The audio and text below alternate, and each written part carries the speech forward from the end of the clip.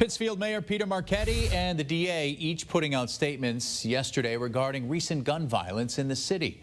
On Sunday evening, 3 people were hospitalized after a shooting near Linden Street and Francis Avenue.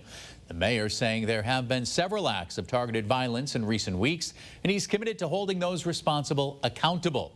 In a statement, the district attorney said a specialized task force will be formed with the goal of ending the violence, saying in part, quote, "The task force will serve as a support to the work already conducted by the Pittsfield Police Department and provide additional resources, including additional personnel and overtime funding. Additional funding will come from awarded grants."